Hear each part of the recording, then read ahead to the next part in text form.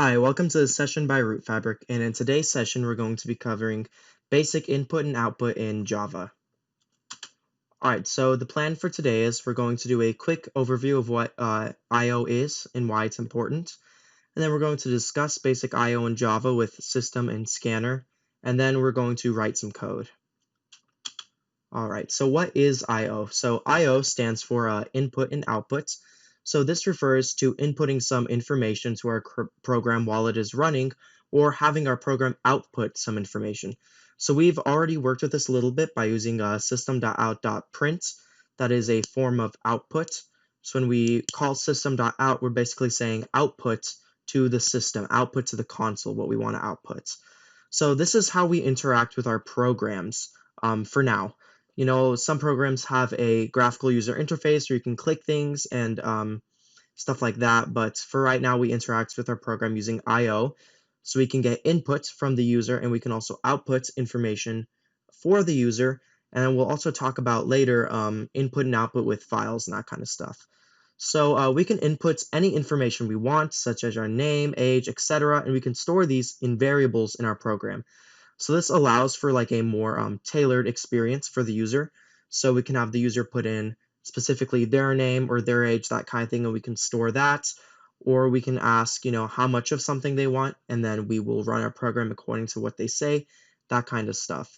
So this allows our program to run with a multitude of different conditions, and like I said, it like tailors our program towards the user because we're able to store variable data based on what the user gives. And once we get to file input and output as well, this will further do this because then we'll be able to get information from different files that the user writes or that kind of thing. All right, so input and output in Java. So there are many ways to implement I/O in Java. So like I said, we've already used one, system.out.print, which allows us to print information to the console while our program runs. But we can also get input from the user, and for this we're going to be using the provided class scanner. So scanner is actually a generic tool, so you can use it for inputs from a lot of different areas. So for now we'll use it with input from the console. We can also use scanner to scan files and that kind of thing. And as I briefly touched on, there's other types of I/O too, such as file I/O, or even you can consider interacting with the internet as I/O, but this will be covered later. All right, so let's talk about scanner. So what is scanner? So scanner is a provided class in the java.util package.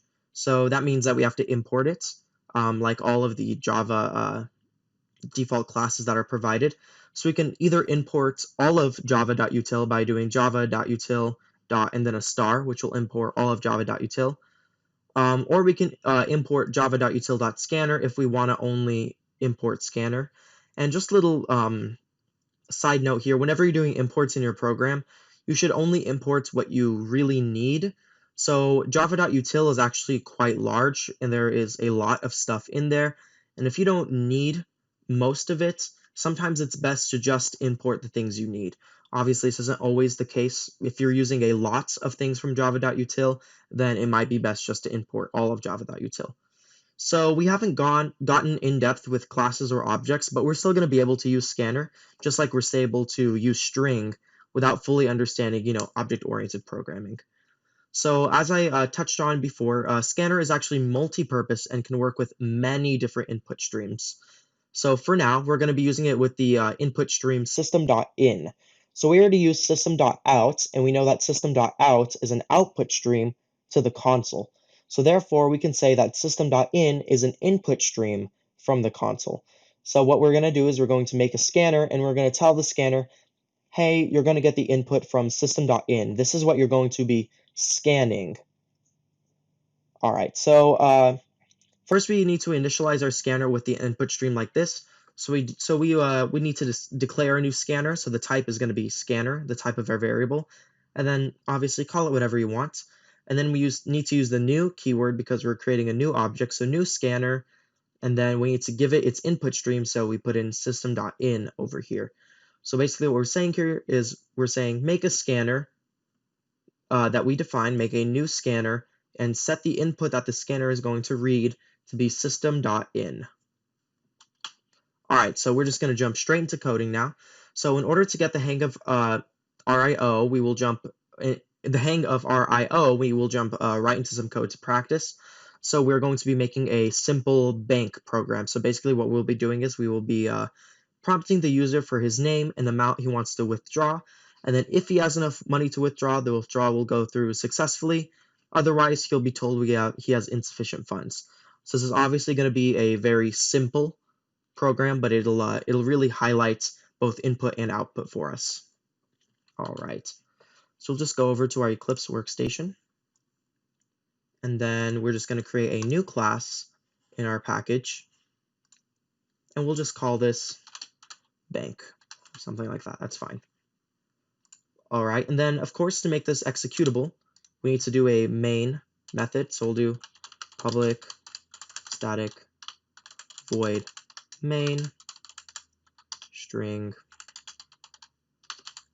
Okay, cool. All right. We also want to make sure we import what we need to import. So I'm just going to put right here, import java.util.scanner. All right, and then we'll be able to use scanner.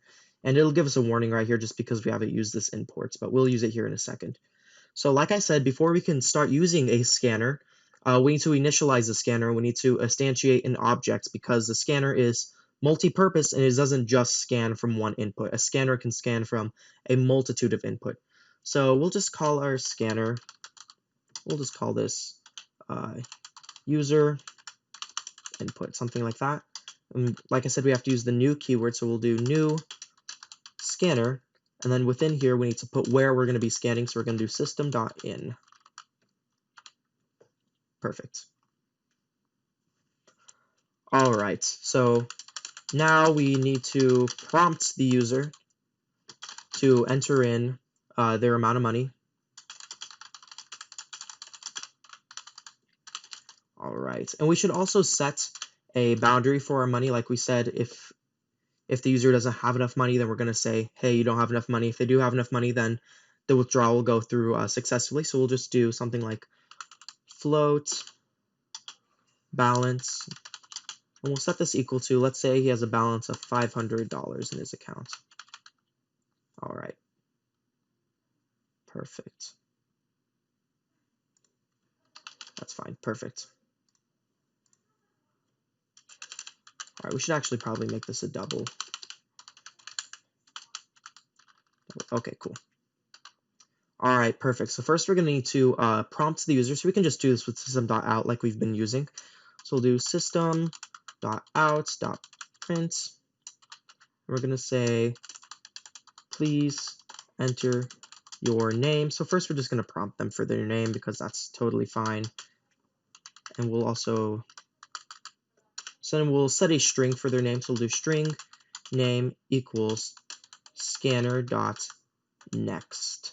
Or sorry, I should actually use user input dot next.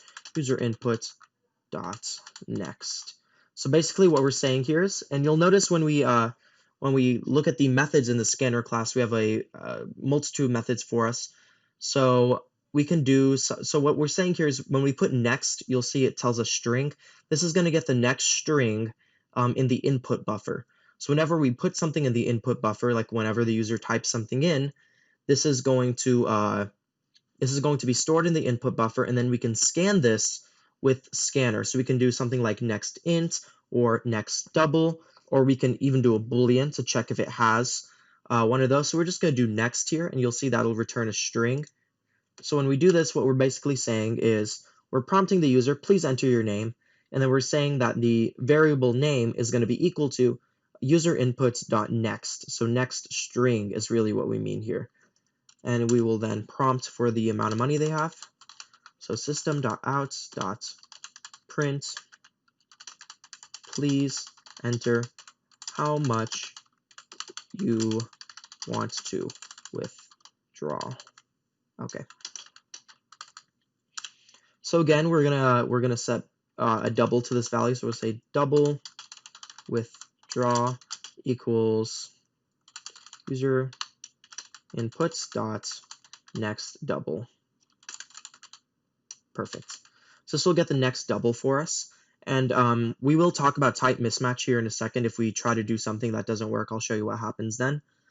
And So right now, what we've done so far is we've got the name from the user and then how much they want to withdraw from our bank. So we'll just do an if statement here, and we'll say if withdraw is less than or equal to balance, then we'll say system.out.print, or I should do printf here. So I'll do %s has withdrawn, and we'll do %d, I should do %f. So I'll do u now have, we'll do %f again, dollars. We should actually do 0.2 here, and as here as well. So then we'll do name, withdraw, and then balance. Then if they don't have enough money, we're going to say system.out.print line, and then we'll just do insufficient funds. All right. We'll actually do this as well. We do need to update our balance. So I say balance minus equals, and then withdraw.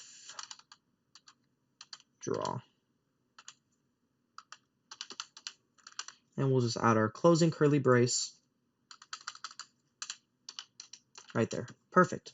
So what we're saying here is if the withdraw is less than or equal to the balance, so basically if they have enough money that they can withdraw in their account, then we'll say balance minus equals withdraw. So basically this is the withdraw goes through. And then we're going to basically say your name has withdrawn this amount of money, so you now have this amount of money left. And we'll do this as well. Cool. All right.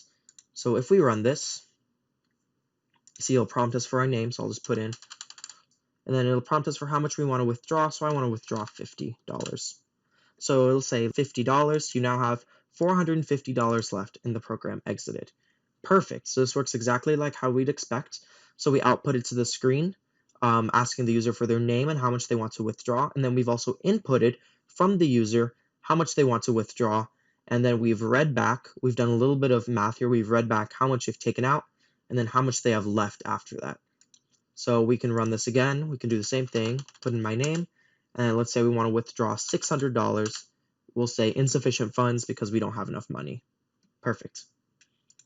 So real quick, I'll just show a type mismatch here. So if I put in my name, and then it's asking for how much we want to withdraw. Let's say I were to put in something like hi. Hi is a string. So if I were to put that in, you'll see we will get an exception right here. It'll say exception in thread main. So it's saying in the main method, something went wrong, and it'll tell us exactly what happened. So it'll say java.util.input mismatch exception. So what this means is, right here we did user.next double. Well, there was no next double in the input stream. The next thing that was in the input stream was actually another string. So we actually really broke our program here because the program was expecting a double to be put in, some money amount, $50, $100, whatever, and then we put in a string. So this is where you can use something like with the scanner class you has next double or has next int, and then you can get what you want to get from the user if you don't want an exception to be thrown. You can also, of course, handle the exception. Once we get to exception handling with catching and trying, that kind of thing, then you can also handle it that way. All right, I hope this was informative. If you would like to learn more about input and output in Java, you can check out our lessons at RouteFabric.com. Thank you.